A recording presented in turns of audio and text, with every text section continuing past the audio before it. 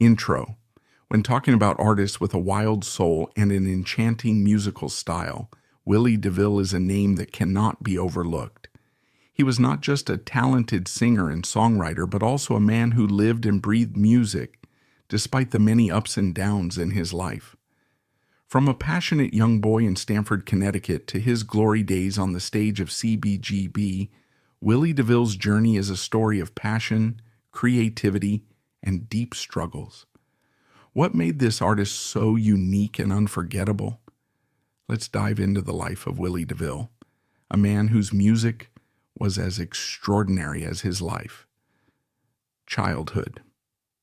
Willie DeVille, born William Paul Borsey Jr. on August 25, 1950 in Stamford, Connecticut, grew up in the working-class Belltown district, an area known for its tight-knit community and strong blue-collar work ethic.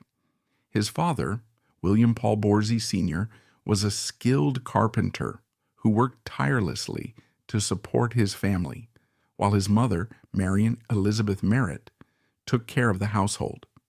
DeVille's upbringing was shaped by a mix of cultures and influences.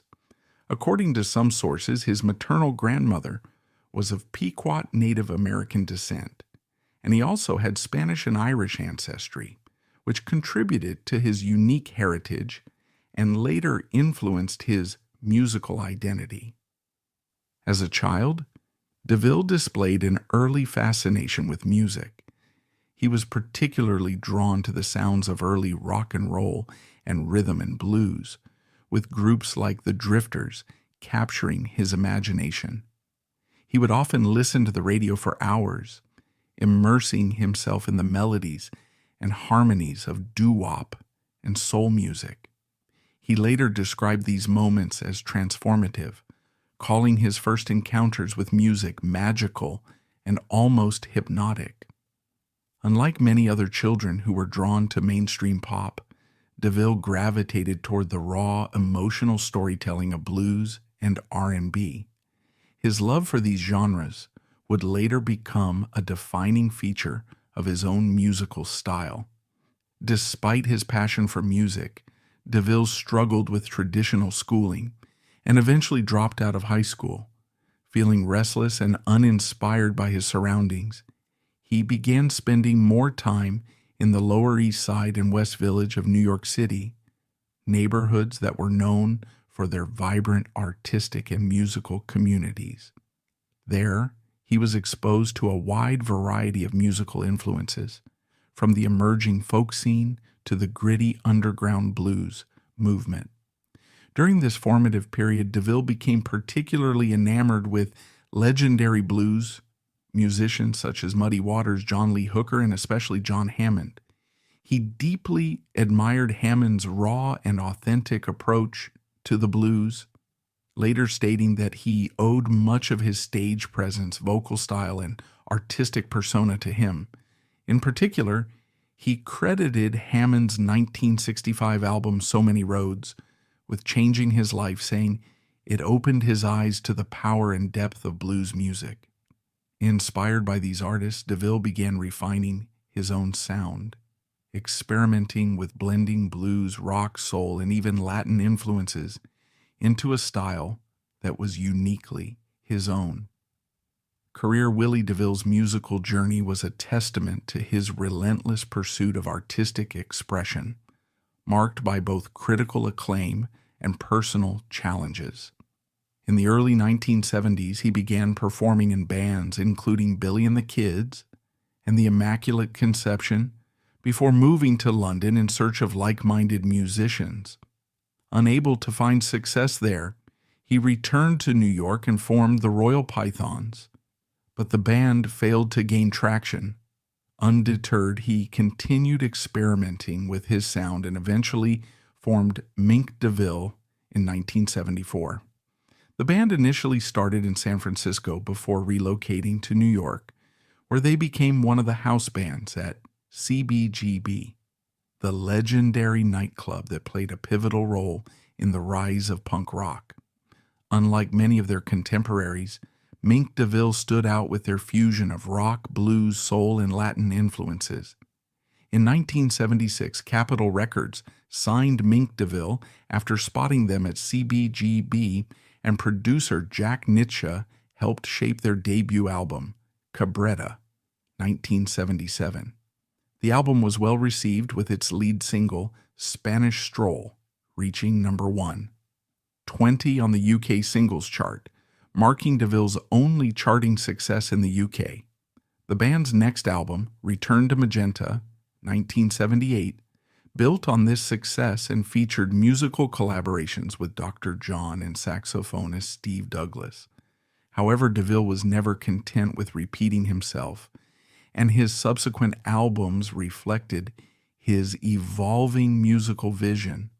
Le Chat Bleu, 1980, recorded in Paris, was heavily influenced by French chansons and featured songwriting contributions from Doc Pomus. Initially considered too unconventional for the American market, it was first released only in Europe, where DeVille had begun to cultivate a dedicated fan base. Throughout the early 1980s, DeVille continued refining his sound, releasing Coup de Grâce, 1981, and Where Angels Fear to Tread, 1983, which blended elements of soul, R&B, and Latin music. While his records found success in Europe, they struggled to gain recognition in the United States. The band's final album, Sportin' Life, 1985, was recorded in Alabama with the Muscle Shoals Rhythm section and continued to chart in European markets. Despite his critical acclaim, financial difficulties and creative differences led DeVille to disband Mink DeVille in 1986. He filed for bankruptcy, fired his manager, and embarked on a solo career. As a solo artist, DeVille continued to explore new musical directions. His first solo album, Miracle, 1987, featured the song Storybook Love, which became the theme song for the film The Princess Bride and earned an Academy Award nomination. In 1990, he paid tribute to classic New Orleans R&B with the album Victory Mixture, collaborating with local legends like Dr. John and Alan Toussaint. His 1992 album Backstreets of Desire is often regarded as his masterpiece, featuring a mariachi-style rendition of Hey Joe that became a hit in France and Spain. Throughout the 1990s, he remained more popular in Europe than in the U.S., recording several live albums and studio projects that showcased his deepening connection to blues, rock, and Latin music. By the early 2000s, after overcoming a decades-long heroin addiction, DeVille relocated to Cerrillos Hills, New Mexico, where he continued making music. He recorded Crow Jane Alley, 2004, and Pistola, 2008, both of which received praise for their raw, intimate sound. Despite his health struggles in his later years, he remained an electrifying live performer, known for his passionate stage presence and ability to blend diverse musical influences into a sound uniquely his own. Scandal. Willie DeVille's life and career were often overshadowed by controversy, largely due to his long-standing struggles with heroin addiction, financial troubles, and turbulent personal relationships. His substance abuse, which lasted for more than 2 decades, had a profound impact on both his health and career, creating a cycle of instability that followed him throughout his life.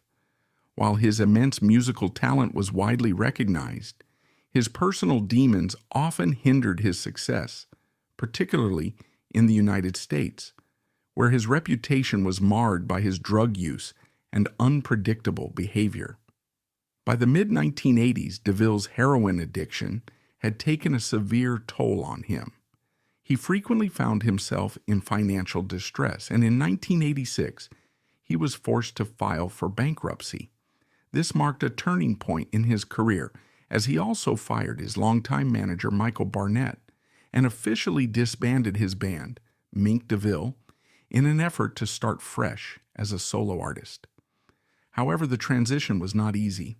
DeVille's erratic lifestyle, exacerbated by his drug use, made it difficult for him to maintain stability in both his professional and personal life. Although he managed to secure recording contracts and continue making music, his career was plagued by missed opportunities and commercial disappointments, especially in the U.S., where his struggles became more well-known than his artistry. His drug addiction also affected his relationships, particularly with his first wife, Susan Toots DeVille. Their marriage was notorious for its volatility, with both individuals displaying fiery tempers. Toots was known for her aggressive and protective nature, often resorting to physical confrontations when she felt her husband was being disrespected. She famously put out a lit cigarette in a woman's eye for looking at DeVille too intently, a story that became part of the couple's mythos. Their relationship, though deeply passionate, was ultimately unsustainable due to their mutual self-destructive tendencies. They divorced in the mid-1980s, adding to the emotional and financial turmoil DeVille was already facing. Following his split from Toots, DeVille married Lisa Leggett, who became his business manager and helped him regain some level of professional organization. However, his addiction continued to haunt him, preventing him from fully capitalizing on his talent. Throughout the late 1980s and 1990s, DeVille's reputation as an unreliable performer made it difficult for him to find mainstream success, particularly in the U.S.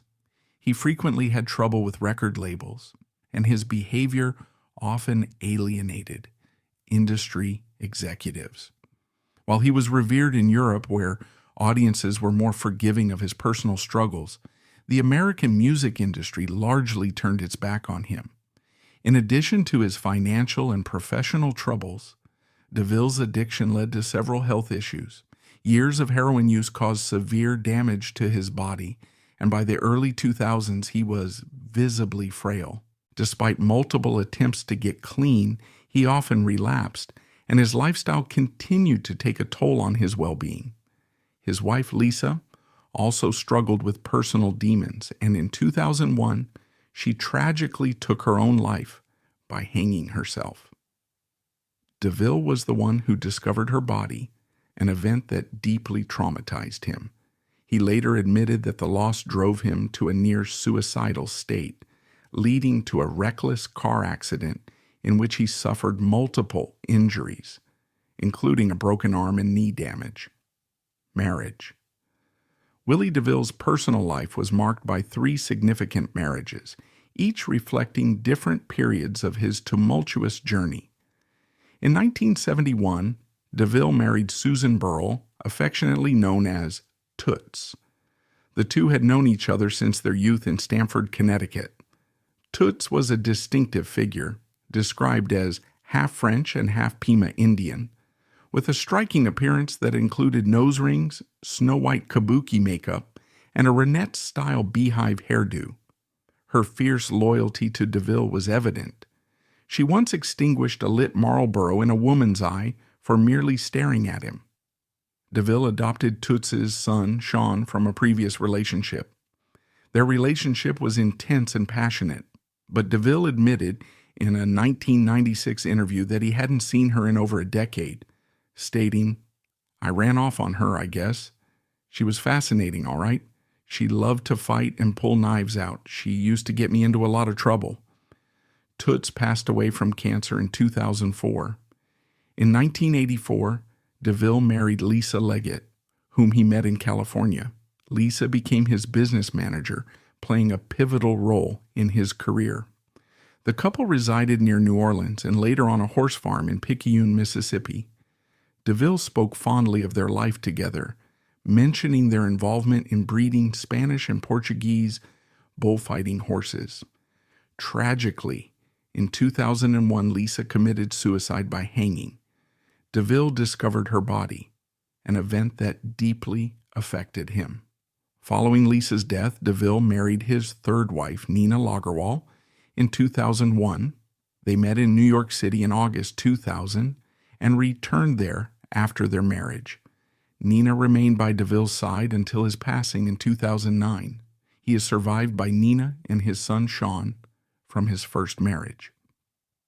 Other relationships. Throughout his career, Willie DeVille collaborated with a diverse array of artists and producers, enriching his music with various influences and styles. In 1987, he partnered with Mark Knopfler of Dire Straits to record the album Miracle.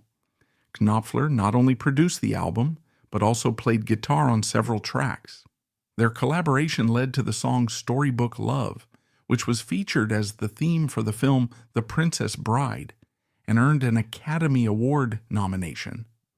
DeVille's 1992 album, Backstreets of Desire, showcased his ability to blend genres and featured contributions from notable musicians. David Hidalgo of Los Lobos lent his talents to the project, adding depth to DeVille's eclectic sound. The album also included a unique mariachi rendition of the Jimi Hendrix classic Hey Joe, which became a hit in Europe, reaching #1 in Spain and France. In 1990, DeVille paid homage to the rich musical heritage of New Orleans with the album Victory Mixture. He collaborated with local legends such as Dr. John, Allen Toussaint, and Eddie Bow, aiming to capture the authentic spirit of the city's R&B scene.